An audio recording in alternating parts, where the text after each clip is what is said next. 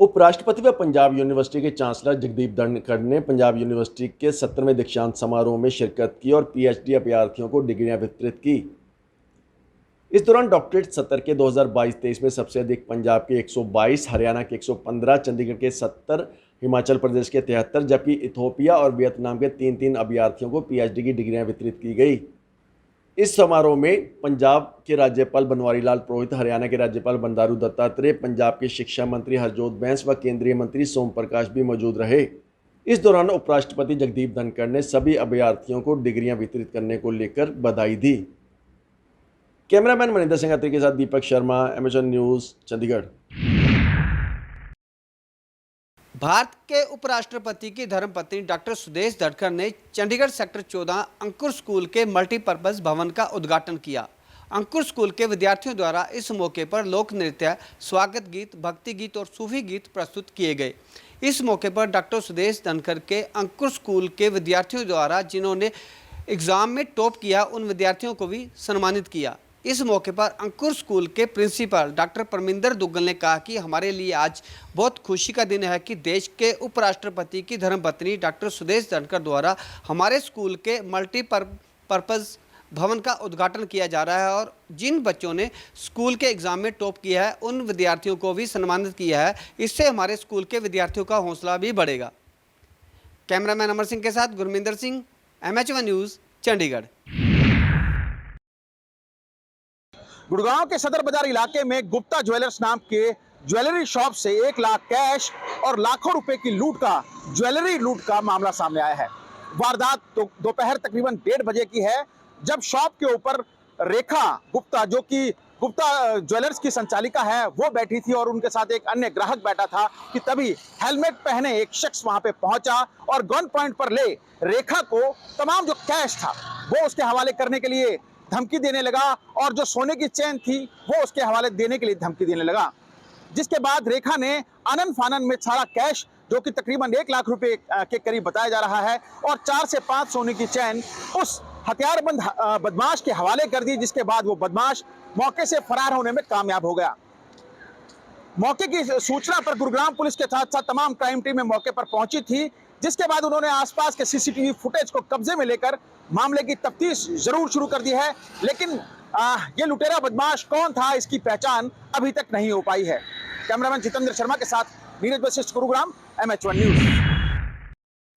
पलवल में हरियाणा के पूर्व मुख्यमंत्री और इनेलो सुप्रीमो ओम प्रकाश चौटाला ने आज जिला स्तरीय कार्यकर्ता सम्मेलन में शिरकत की और वहीं कार्यकर्ता सम्मेलन में उन्होंने 2024 के चुनावों को लेकर नींव रखी, जिसको लेकर उन्होंने कहा कि जो कार्यकर्ता इनेलो से रूट कर किसी अन्य पार्टी में चले गए हैं या फिर वह अभी किसी भी पार्टी में ना गए हों परंतु रूस कर बैठे हों, उनको मनाने का प्रयास व कवायदें शुरू की जाएं।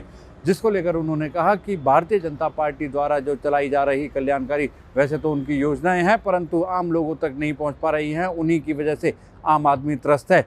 जिसको लेकर उन्होंने कहा कि सरकार ढकोसला कर रही है।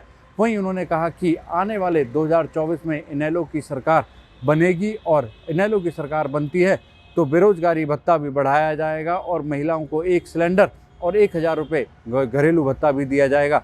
जिसको लेकर उन्होंने पेंशन को लेकर भी कहा कि जिन लोगों की पेंशन कट गई है उन्हें दोबारा जोड़ा जाएगा और उनके आते ही कलम से एक 7500 रुपये की पेंशन भी उन्हें दी जाएगी। जिसको लेकर कहीं ना कहीं चुनावी वायदे और चुनावी मोड़ में नज़र आ रहे हैं पूर्व मुख्यमंत्री ओम प्रकाश चौटाला। बहरहाल देखने वाली बात ये होगी कि जिस तरह उन्होंने नौकरी लगवाने के बाद जो उन्होंने कहा कि 10 साल की सज़ा काटी है, अगर हरियाणा के युवाओं को नौकरी देने की एवज में अगर उन्हें फांसी भी लगे तो वह उन्हें स्वीकार है। और उसी के लिए उन्होंने कहा कि परंतु इनेलो का कार्यकर्ता कभी खाली नहीं बैठेगा और आने वाले 2024 में अगर जो कार्यकर्ताओं में जोश रहा तो जरूर सरकार बनेगी। कैमरामैन करतार के साथ नितिन शर्मा, MH1 न्यूज़, पलवल। ਅੱਜ ਸਵੇਰੇ ਪਟਿਆਲਾ ਦੇ ਵਿੱਚ ਹਫੜਾ ਦਫੜੀ ਦਾ ਮਾਹੌਲ ਦੇਖਣ ਨੂੰ ਮਿਲਿਆ ਤਾਂ ਸਵੇਰ ਦੇ ਕਰੀਬ 8 ਵਜੇ ਦੇ ਕਰੀਬ 22 ਨੰਬਰ ਫਾਟਕ ਪਟਿਆਲਾ ਦੇ ਵਿੱਚ ਕੁਝ ਦੁਕਾਨਾਂ ਦੇ ਉੱਤੇ ਭਿਆਨਕ ਅੱਗ ਲੱਗ ਗਈ। ਤਾਂ ਭਿਆਨਕ ਅੱਗ ਲੱਗਣ ਤੋਂ ਬਾਅਦ ਤਕਰੀਬਨ 5 ਤੋਂ 6 ਗੱਡੀਆਂ ਫਾਇਰ ਬ੍ਰਿਗੇਡ ਦੀਆਂ ਪਹੁੰਚਦੀਆਂ ਤੇ ਅੱਗ ਨੂੰ ਕਾਬੂ ਪਾ ਲਿੱਤਾ ਜਾਂਦਾ ਹੈ। ਤਾਂ ਜਦੋਂ ਪਤਾ ਕਰਨ ਦੀ ਕੋਸ਼ਿਸ਼ ਕੀਤੀ ਗਈ ਹੈ ਤਾਂ ਕੁਝ ਚਿਕਨ ਦੀਆਂ ਦੁਕਾਨਾਂ ਤੇ ਕੁਝ ਕੱਪੜੇ ਦੀਆਂ ਦੁਕਾਨਾਂ ਜਿਹੜੀਆਂ ਉਹ ਅੱਗ ਦੀ ਚਪੇਟ ਵਿੱਚ ਆ ਕੇ ਜਿਹੜੀਆਂ ਹੈਗੀਆਂ ਉਹ ਸਵਾਹ ਹੋ ਗਿਆ ਸਮਾਨ, ਲੱਖਾਂ ਦਾ ਜਿਹੜਾ ਨੁਕਸਾਨ ਦੱਸਿਆ ਜਾ ਰਿਹਾ ਹੈਗਾ। ਤਾਂ ਦੂਸਰੇ ਪਾਸੇ 2 ਸਿਲੰਡਰ ਫਟਣ ਦੀ ਵੀ ਜਿਹੜੀ ਹੈ ਉਹ ਖਬਰ ਮਿਲੀ ਹੈ। ਪਰ ਕੋਈ ਜਿਹੜਾ ਹੈਗਾ ਜਾਨੀ ਨੁਕਸਾਨ ਨਹੀਂ ਹੋਇਆ। ਤਾਂ ਕੁਝ ਲੋਕਾਂ ਨੂੰ ਜਿਹੜਾ ਹੈਗਾ ਫਟਣ ਹੋਣ ਦੀ ਗੱਲ ਹੋਈ ਤਾਂ ਜਿਨ੍ਹਾਂ ਨੂੰ ਰਜਿੰਦਰਾ ਪਟਿਆਲਾ ਦੇ ਹਸਪੀਟਲ ਦੇ ਵਿੱਚ ਦਾਖਲ ਕਰਵਾਇਆ ਗਿਆ। ਤਾਂ ਉਸ ਤੋਂ ਬਾਅਦ ਜਿਹੜਾ ਹੈਗਾ ਪ੍ਰਸ਼ਾਸਨ ਪਹੁੰਚ ਜਾਂਦਾ ਹੈਗਾ ਤਾਂ ਦੇਖਿਆ ਜਾ ਰਿਹਾ ਹੈਗਾ ਕਿ ਇਹ ਕਿਸ ਤਰ੍ਹਾਂ ਜਿਹੜੀ ਹੈਗੀ ਆ ਉਹ ਅੱਗ ਲੱਗੀ ਹੈਗੀ ਹੈ। ਪਰ ਹਾਲੇ ਤੱਕ ਇਹੀ ਸਮਝ ਆਇਆ ਕਿ ਸ਼ਾਰਟ ਸਰਕਟ ਨੂੰ ਲੈ ਕੇ ਜਿਹੜੀ ਹੈਗੀ ਹੈ ਇਹ ਅੱਗ ਭਿਆਨਕ ਅੱਗ ਦਾ ਰੂਪ ਧਾਰਨ ਕਰਦਾ। ਬਾਕੀ ਜਿਹੜੀ ਹੈਗੀ ਹੈ ਬਰੀਕੀ ਦੇ ਨਾਲ ਜਾਂਚ ਕੀਤੀ ਜਾ ਰਹੀ ਹੈ। ਬਾਕੀ ਹੋਰ ਅਪਡੇਟਸ ਲਈ ਦੇਖਦੇ ਰਹੋ MH1 news. Camera person Rajiv ਦੇ ਨਾਲ रणदीप सिंह पटियाला। केंद्र सरकार के 9 वर्ष का स्वर्णिम कार्यकाल पूर्ण होने पर एक महीना जो कार्यक्रम चलने उसको लेकर विशेष कार्य समिति की बैठक भाजपा की हिमाचल प्रदेश की राजधानी शिमला के पीटरहॉफ में आयोजित की जा रही है। और इस बैठक का मुख्य लक्ष्य यही है कि जो प्रदेश सरकार के 9 वर्ष का कार्यकाल रहा है उसे जो है वो जन जन तक पहुंचाने के लिए जनसंपर्क अभियान यहाँ पर चलाए जाएंगे। और इसी से पहले हम बताना चाहेंगे कि 28 और 29 तारीख को 2 बड़ी रैली जो है वो देश भर में होनी है। और उसके साथ ही 1 जून से इस कार्यक्रम का आगाज़ होगा जिसमें जनसंपर्क अभियान 3 चरणों में चलाया जाएगा। पहले चरण में जो है वो 250 पंचायतों में 16 परिवारों से मिला जाएगा और उनके जनसंपर्क अभियान के माध्यम से उन्हें जो है वो जहाँ एक और केंद्र सरकार की योजनाओं के बारे में अवगत कराया जाएगा। और इसी के साथ अगर बात की जाए दूसरा चरण जो है वो 22 से 30 जून तक चलेगा। इसमें जो है वो विभिन्न जो है वो ब्लॉक स्तर तक जाकर बूथ स्तर तक जाकर और ग्राम स्तर तक जाकर जो है वो लोगों को जन जन अभियान के माध्यम से जो है वो अवगत कराया जाएगा कि केंद्र सरकार की जो योजनाएं रही हैं। और इसका मुख्य लक्ष्य अगर बात की जाए तो 2024 की तैयारियों को लेकर साफ तौर पर बताया जा रहा है कि जिस तरह से लोकसभा के चुनाव आने 2024 को और हिमाचल प्रदेश से 4 सीटें जीत कर केंद्र में भेजनी है तो निश्चित तौर पर कहीं ना कहीं एक महत्वपूर्ण अभियान जो है वो भाजपा द्वारा चलाया जाना है। बहरहाल देखना ये होगा कि इस अभियान के माध्यम से क्या हिमाचल प्रदेश से 4 सीटों पर भाजपा विजयी होकर एक बार फिर से नरेंद्र मोदी को मजबूत करेंगी और केंद्र में नरेंद्र मोदी की सरकार को एक बार पुनः लाने के लिए अपना योगदान देंगी। मैं अपने सहयोगी पुष्पिंदर चौधरी के साथ सुनील परमार, MH1 प्राइम, शिमला। हरियाणा के मुख्यमंत्री मनोहर लाल दिल्ली दौरे पर रहे। इस दौरान उन्होंने केंद्रीय मंत्री पीयूष गोयल से मुलाकात की और साथ ही हरियाणा भाजपा के प्रभारी बिप्लब देब से भी मुलाकात की। माना जा रहा है कि दोनों से ही हरियाणा के संदर्भ में चर्चा हुई। पीयूष गोयल के पास वाणिज्य मंत्रालय है तो इसको लेकर के हरियाणा के कई मुद्दों को लेकर के जो नीतियां हैं उनको लेकर के चर्चा संभव है। इसके अलावा बिप्लब देब जो कि हरियाणा भाजपा के प्रभारी हैं उनके साथ राजनीतिक मुद्दों को लेकर चर्चा की संभावना जताई जा रही है क्योंकि प्रदेश में कई संगठन को लेकर के और आने वाले कार्यक्रमों को लेकर के पार्टी कार्यक्रमों को लेकर के भी चर्चा इसमें मानी जा रही की चर्चा की गई। इसके अलावा सीएम ने जो मुख्यमंत्री विवाह शगुन योजना है उसके जो लाभार्थी हैं उनसे भी वीडियो कॉन्फ्रेंसिंग के जरिए संवाद किया और तमाम उनका फीडबैक लिया। वहीं इस दौरान एक लाभार्थी की तरफ से कहा गया कि उन्हें शगुन योजना के पैसे नहीं दिए गए, अधिकारी टाल मटोल कर रहे हैं तो मौके पर ही उस चीज का निपटारा करते हुए आरोपी अधिकारी के खिलाफ जांच और एफआईआर दर्ज करने के आदेश भी मुख्यमंत्री मनोहर लाल ने दिए। तो वहीं कई लोगों ने इस पूरी योजना को सराहा और मुख्यमंत्री का धन्यवाद भी किया। मुख्यमंत्री दिल्ली दौरे के दौरान लगातार जिस तरीके से मुलाकातें हुई हैं तो माना जा रहा है कि जो हरियाणा को लेकर के जो कई कार्य होने हैं, प्रोजेक्ट होने हैं उनको लेकर के केंद्रीय मंत्री से मुलाकात हुई और जो सारे राजनीतिक चर्चा बिप्लब देब से हुई। हर हफ्ते मुख्यमंत्री मुख्यमंत्री की स्कीम है उनके जो लाभार्थी हैं उनसे संवाद करते हैं। तो इसी कड़ी में आज जो विवाह शगुन योजना के लाभार्थी हैं उनसे चर्चा की गई। दिल्ली से कैमरामैन आदित्य के साथ नितिन दीवान, MH1 न्यूज़।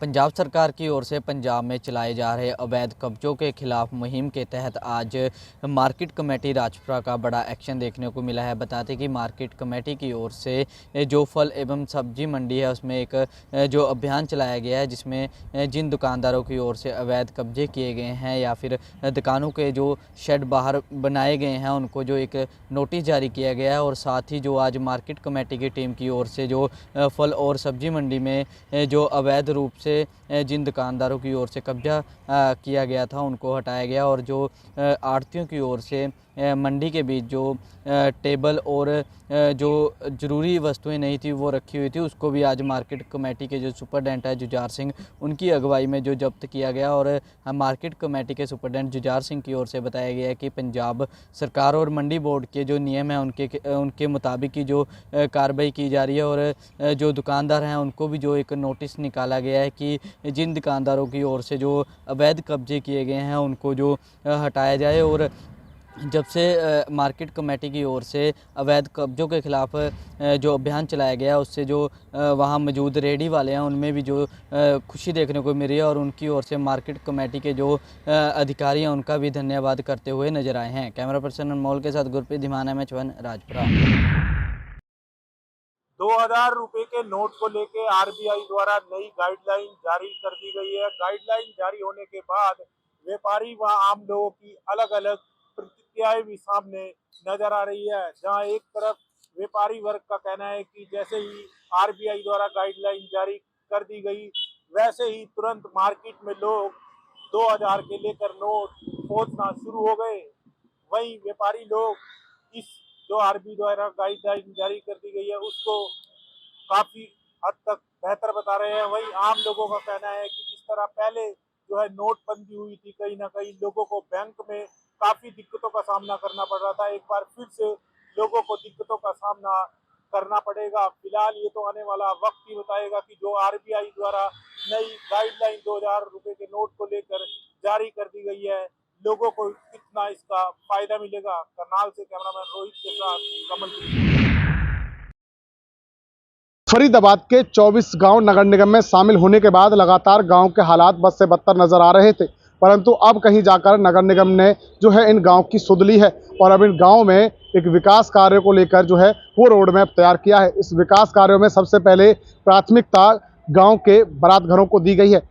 इस प्राथमिकता में बारात घरों की जो बिल्डिंग है उसको बेहतर बनाया जाएगा। इसके साथ साथ उन बारात घरों में ग्रीनरी और स्विमिंग पूल भी जो है वो कहीं ना कहीं बनाए जाएंगे, जिसके साथ साथ लोगों को शहर की तर्ज पर एक अच्छा अनुभव और एक अच्छा वातावरण मिल सके। वहीं आपको बता दें कि जब से गांव नगर निगम में शामिल हुए तब से गांव की ओर कभी भी नगर निगम ने जो है वो मुड़कर नहीं देखा, परंतु अब कहीं जाकर जो है नगर निगम ने इन गाँव की सुध ली है और 24 गाँव के करीब 31 बारात घरों को दुरुस्त करने और उनका सौंदर्यीकरण करने का जिम्मा लिया है, जिसका कार्य जो है वो जल्द ही गाँव के बारात घर में देखने को मिलेगा। फरीदाबाद से MH1 प्राइम के लिए मुकेश राजपूत।